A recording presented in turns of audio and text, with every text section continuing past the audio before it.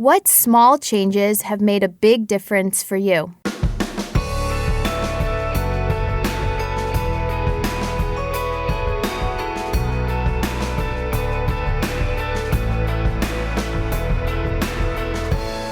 Hey listeners, welcome to In the Arena. I'm Jackie Goldberg. And I'm Leah Smart. And today we're going to be exploring transformation. So it's a topic Jackie and I both love. We've both experienced our own transformations. But what we wanted to explore too was, what is it? I think it's one of those words that we talk a lot about, and not everyone fully understands what it is or feels like they even recognize it. So you may have transformed and not know it. Why do people transform? Sometimes it's because we want to, sometimes it's because we have to. And then why do we admire the people who transform? So a lot of the stories you hear that are inspiring stories are about transformation or overcoming. And so we want to talk a little bit more about that. And then we want to talk about a term that was coined by Jackie called micro moments.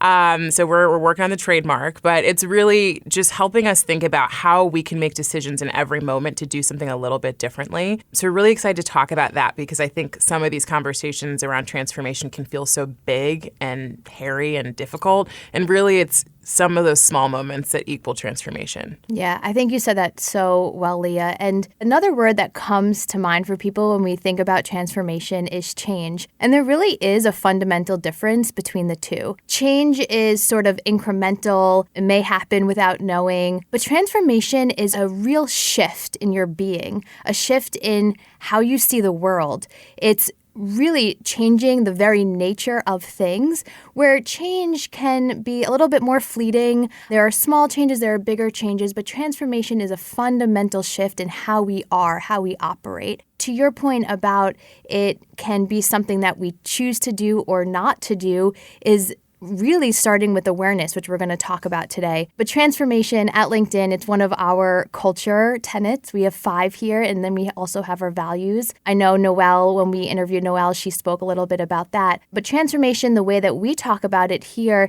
is in terms of transforming yourself to then help others transform within the company and then help others transform outside of the company. So really transformation of the world. We actually here at LinkedIn have our own step or model or framework that we use. So I thought it'd be helpful to maybe share a few of those steps with the listeners, really get into our own stories of transformation and our own model that we have together that we've talked about. And then, of course, micro moments, which would love the trademark one day. But there are a few steps, and the first one is dreaming bigger. So really determining ultimately what you want to accomplish. Transformation, it really doesn't just happen because it is such a big shift that you have to be a little bit conscious of, well, what is the goal? What am I really looking to shift here? And what do I want to achieve in my life? And who do I want to be? And really that comes with defining objectives. So breaking down that larger vision into smaller objectives, kind of like micro moments, but we'll talk a little bit more about that because I think the word micro is key here. They're very subtle moments in your day-to-day where you can help lead through that transformation. The third is making the leap. So this is confronting fear and uncertainty. This is a huge one, right? We talk about being in the arena all the time, right? When we're in that circle of the comfort zone or the safe zone, we're not growing. But when we're really facing that fear and uncertainty and doubt and that ickiness and that scariness and that fear, that's when we're actually stretching and growing, and we need to kind of be in that space, be in the arena to do that. And then rising to the challenge. I love this one because this is about accepting that failure comes before success. So knowing that through your transformation, you are going to fail, you are going to fall, and it is in those moments of bringing yourself back up and standing with pride that you can actually see that shift. Enduring the crucible, this is the 5th step, really pushing through those challenges with the trust that struggle is what creates strength. Again, very similar to confronting that fear and uncertainty.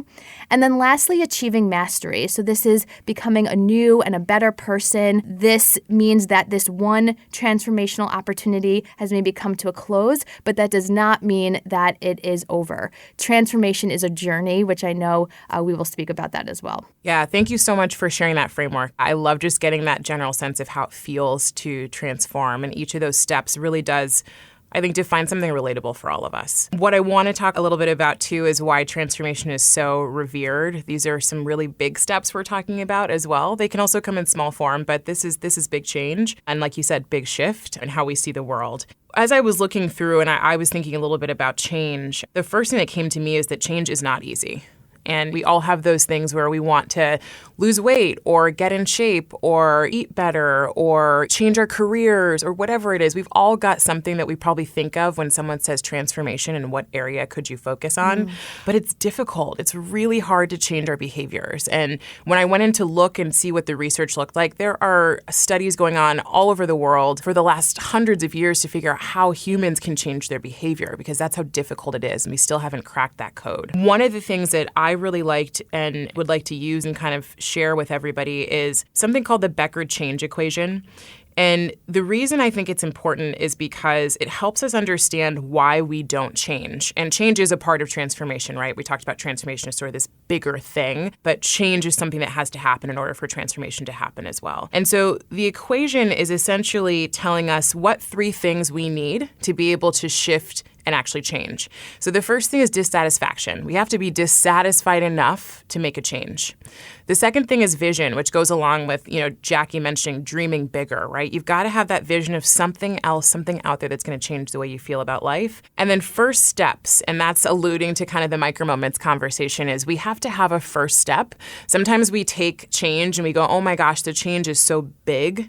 I have to then equate a big solution to this big change or a big leap to this big change. And sometimes it's just those small things that help us get there. And sometimes when we do that, it becomes overwhelming. And then we look at it like, oh, I need to do all of this. I don't even know where to start. I'm not doing and then I pull away. Yeah. And so you don't change. And so the way the equation looks is actually dissatisfaction has to be multiplied by vision, has to be multiplied by first steps, and then has to be greater than your resistance to change.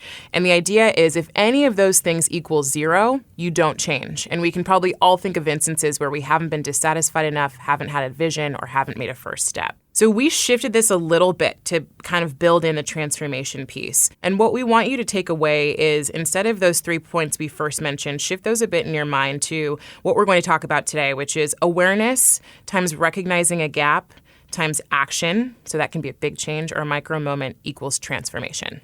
I love this so much. I think this is a true formula combining the two of them, actually, right? Yeah. To get to any goal you want or any transformation that you're looking to make in your life. So I want to start with the first step, awareness. This is key. We speak so much on this podcast about being present, being conscious, being aware, being awoken, right? Like just awoken to life, to every moment.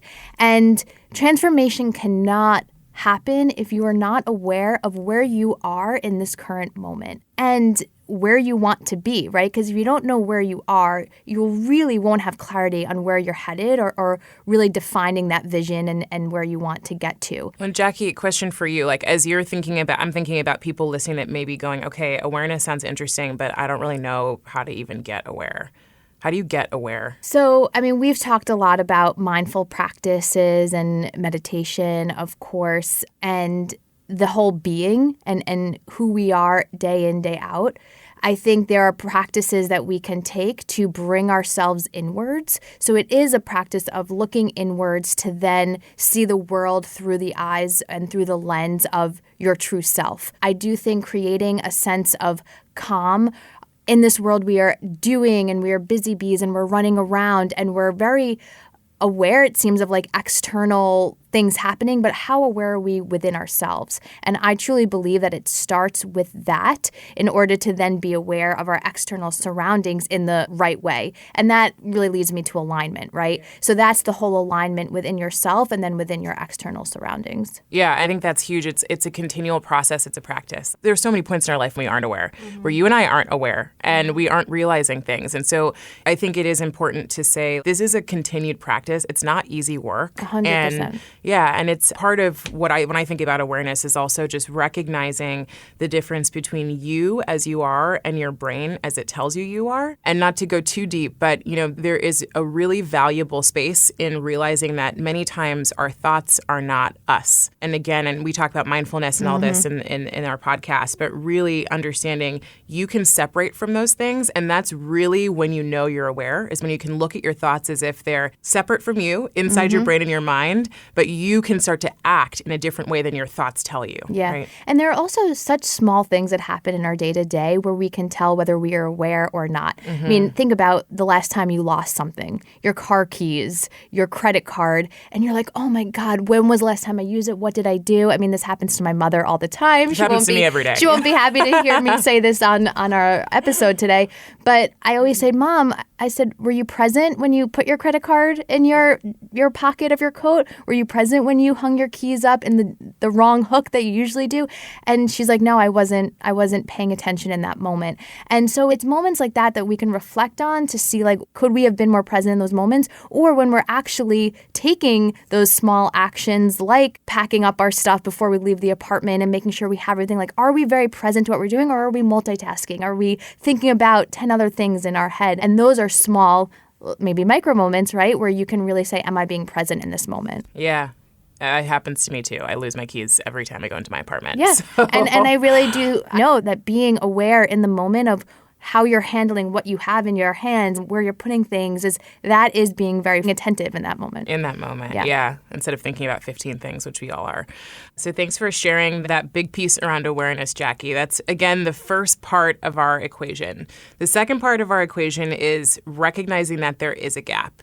So when we think about transformation, typically you go from saying, I'm at 0 and I want to be at 100, or I'm at one place and I want to be at a different place. And that's what helps us push closer to transformation, is recognizing that gap. In coaching, we say no gap, no coaching, right? If you don't have something you're looking to get to, there's no reason to be coached. And this is where Jackie and I really want to share our stories about recognizing the gaps we had in our lives. I would love if you could share your story, Leah. Yeah. Rather than sharing my story from start to finish, what I wanted to do was call out a few pieces of my story where I found gaps. And what came up for me is that when I was finding gaps, it was really coming from my intuition. It wasn't actually coming from my mind. It was a knowing that was deeper. One of the examples that I'll use is I was working at LinkedIn quite a while ago. It was in 2015. And I had a sense that there was a change that needed to happen. Like, I didn't really want to leave LinkedIn. I had no plans to. I love the company, but I had a sense that something needed to shift for me. And it was a really difficult time for me because I didn't want to listen to that thing, but it was like in my skin. I could feel it. I was like, there's something more. There's something else I need to be doing. And so that part of my story led me to actually leave LinkedIn and take a new role at a new company, which when I look now, almost 5 years later, everything happened for a reason. And me leaving this company and going to another one actually gave me exactly what I needed to go through some serious transformation and then now come to the place I am today, which I'm really happy about and proud of. So there was this sense for me that there was more. And that's kind of always been the piece for me that's shifted. I think the other big thing for me was actually coming back to New York. So when I left New York in 2016, moved home and said, okay, it's time to go home and just be there. And I got home and I realized that I wasn't super happy. I didn't actually want to be there. And really what I wanted was to be back in New York. And I had really shoulded myself into this go home. So the theme I'm hearing even as I'm explaining this is my mind has controlled a lot of my decisions versus my intuition. So when I got back to New York, I was like, okay, great. It's all going to be perfect now. I'm going to have this great life and now I'm where I need to be and everything will just fall into place. Surprise, it didn't. And what I realized was that there was another gap, and that gap could not be changed by my external circumstances, by where I was, which is what I was trying to do, change my job, change my location. It was really about an inward journey because the gap was not feeling fulfilled. And for me, what I recognize is I am actually in charge of that completely, and I'm in charge of doing that from an inward space instead of looking for fulfillment outside. And so, again, my intuition pulled me to go on this inward journey, and that's where I, again, recognize and close the gap. I think that is so powerful, following your intuition. How do you equate intuition and awareness? I go back to the mind-gut thing. Intuition is something that we actually don't have to work to find. It's just something that's been covered up, in my opinion, and from what I've noticed, covered up as we've gotten older because we haven't used it. We've used our brains as we've gotten older, and so it's really easy to do that, but we haven't used our guts and our intuition. So I think it's actually just a natural thing that occurs that we have to quiet ourselves to hear. And when you hear it, it's the clearest thing you've ever heard, but it's always that quiet voice instead of that loud one, which is your mind. Yeah. I think awareness is really about working with your brain and taking a step back to look at where you're at. No, I agree. I mean, that question just came to me based on what you were saying because it is that whole alignment of mind, body, soul, right? And that physical is the body, the mind is that awareness piece, and the soul is your intuition, right? That's your gut. Yeah. And so using all of those to make powerful decisions. You also talked about how you recognize that it was an inward journey. You know, there's that famous quote, wherever you go, there you are.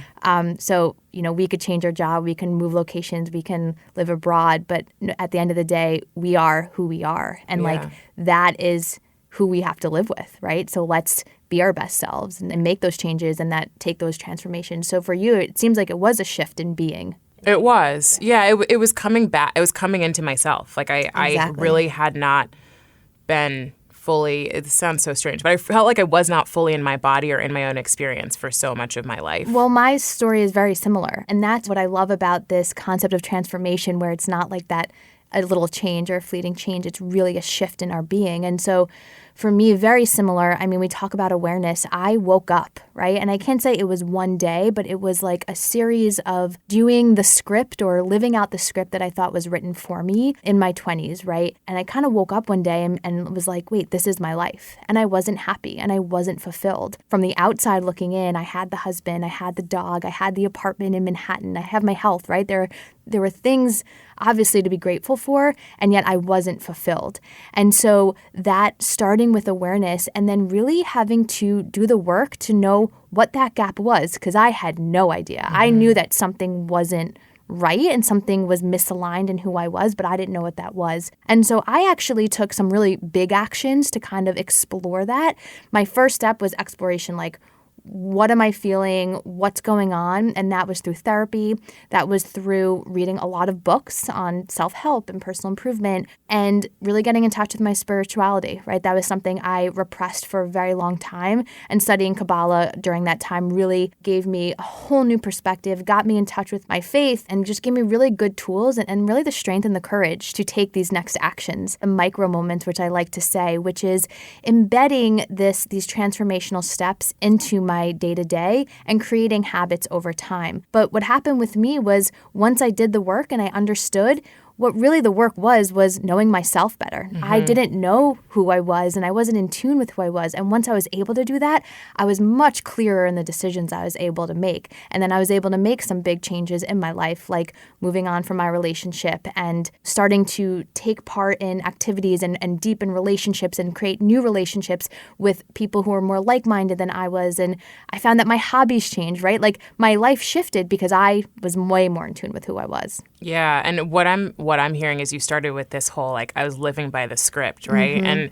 I think all of us can think about what script was written for us and how tightly we've stuck to it. And what I'm hearing from you is, like, just the rewriting of your script, as common as that saying is, but really, how do you rewrite your own script so you can be more of who you are? Yeah. And a lot of times, like I think about Marianne Williamson, who's one of my favorite spiritual teachers. She talks about the fact that typically we don't learn or transform through joy. Unfortunately, we learn and transform through pain or through difficult situations. And I'm sure for you, there were a lot of difficult things you had to do. I know for you, there were a lot of difficult things you had to do to actually transform, but you came out the other side with this shift, right? Yeah, and that's, very in line with what you kind of shared in terms of the equation and having that dissatisfaction. When everything is hunky-dory, as long as you're in tune with yourself and aware around that happiness, then that's wonderful. If everything's hunky-dory but you're disconnected, then there's a question mark. Is it everything really this way? And that was for me, right? Like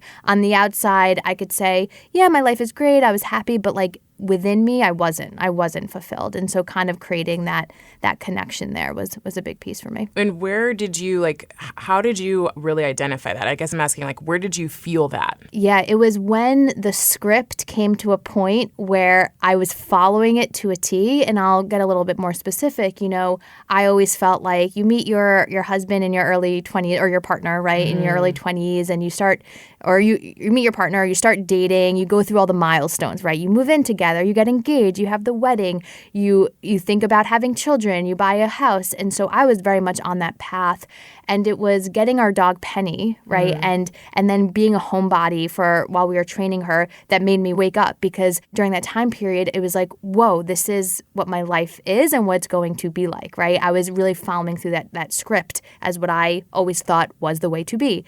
And so when that script didn't align with my like feelings and who I was being, I had a big question mark that I had to then go and look out. Yeah, and I'm sure you played out the script, right? Like, okay, so if this is today, a year from now is going to feel like this. Another year from now will feel like this. I fueled the script because that's what I thought I wanted. It's what I thought I was supposed to do. And so I really fueled that for myself. I love that you share that and that you mentioned the equation again. It's recognizing the gap and knowing that there's also this empowerment there that I hear probably from both of us, we've both felt. There's an empowerment in recognizing that you are fully capable of changing your script, of rewriting your script. Like no one is going to keep you from doing that, but you can't do that until A, you're aware, B, you recognize the gap, and C, you also own the story of what you've already created. Yeah. And there are areas in probably both of our lives where there's still a story to be owned and transformation to be had. Exactly. Yeah. And so, we talk about transformation as this big shift, and yet it's a continual journey, and we have to remain present and remain close to where we want to continue going and how we want to continue transforming. And one of the best ways to do that is to understand that life happens in micro moments. So I want to define this a little bit more for our listeners. And I think it's just a really great concept for you to bring into day to day as you're being present and making little decisions. So micro moments is basically in any moment noticing and choosing to do something, either differently or just being aware of the choice that you're making in that moment. So I will give you a very simple example here. So one of my higher commitments is my health, and I practice mindfulness often because I know all of the benefits that come from mindfulness practice. And so just the other day, I was in between meetings at work, and I was on the 22nd floor and I needed to get to the 25th floor. I can easily take the elevator, but in that moment, I decided two things. I decided, one, I'm going to take the stairs because I know that it'll be a healthier decision other than the elevator. And two, while I'm walking up these stairs, I'm going to focus on my breath and be very present to as I'm going up these flights of stairs. Those 3 flights of stairs brought so much calmness to me because I was able to really just be with the moment of moving from 22nd floor to 25th floor. It's a very simple action, but that little moment of that day to day, if I continue doing that and being present, it actually has a huge effect on both my health and my mindfulness practice, which are very important to me. And so the goal, right, like the transformation is a big thing, but when you boil it down into really looking at these little moments and how you can choose differently or make a decision, I think they really add up. And I'd love to kind of go through some other ones that we've both used in our our daily day-to-day. One thing I think you mentioned that's really important is there's 2 options, right? You can choose differently, or you can just be aware of what you're choosing. Mm-hmm. So for me, like silly example, I choose the cookie a lot of times. Like health is important to me too, and I might choose the crappy thing to eat because I want to eat it. Totally. And we all do, right? Yeah. We all have those moments. So, I think that's one is me just knowing or you just knowing that you're doing something that is maybe a little bit different than you'd want to be doing is the first step to change. It's actually the first step in our transformation equation, right? So being aware. One of the practices that's really helped me, I've also started studying Kabbalah and wrapping up my first class this week. So the big thing that I've learned is something that's called pause, what a pleasure. And really what it is in a moment that you're about to make a decision that maybe you're aware is not the one you want to make, or you're triggered and you would typically just react to something, it's taking a pause and taking a breath. And some people will call this pause and respond. There are many acronyms for this. So it's really about stopping to take a breath and actually consider what options you have and then responding in the way that you want to respond.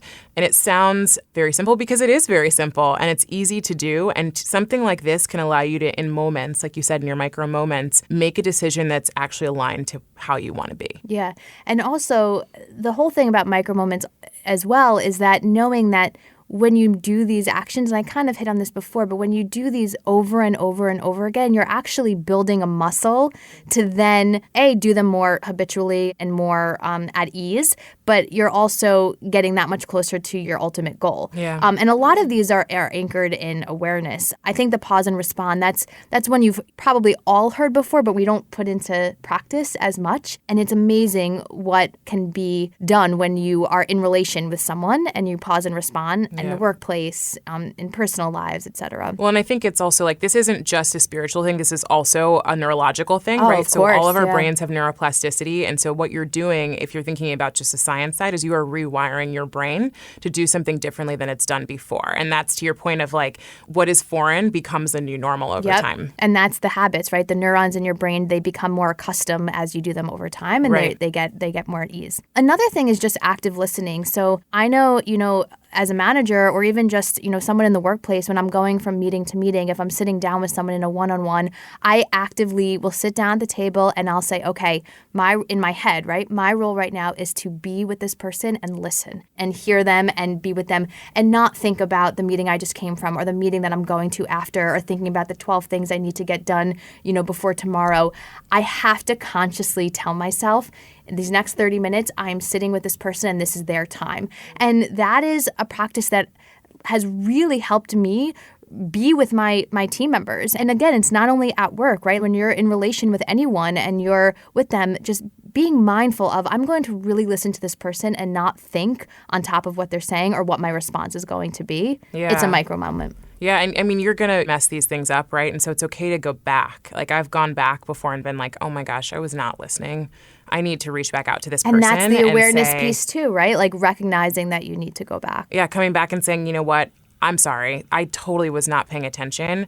Tell me again. Yeah. Or like, let's talk about this and carve out time. Yeah. So I also want to call out, like, you can and should start kind of having that humility to say, shoot, I need to go back and redo this situation with someone. Mm-hmm. Even if it's a small thing, people feel so appreciated and loved when you do that. The other thing that I really like is it's called certainty, and I'm going to kind of define this a little bit differently so that you understand, you all listeners understand what we're talking about here. So I'll share kind of a little bit of like a situation where this could happen and give you a sense of what this means. So a lot of times in our lives, we have difficult moments, right? Things happen that we don't want to happen. And for most of us, we experience these things. They're painful, they're difficult. And then we move into a place either soon or, further down the line where we say, okay, this thing happened, but I have faith that life is going to work out. It's a beautiful thing to shift from this pain to this point of faith and saying, I know it's going to happen. The right things will happen for me. The idea of faith, if you will kind of play with me here, is that faith allows us to have belief and certainty that things will be okay.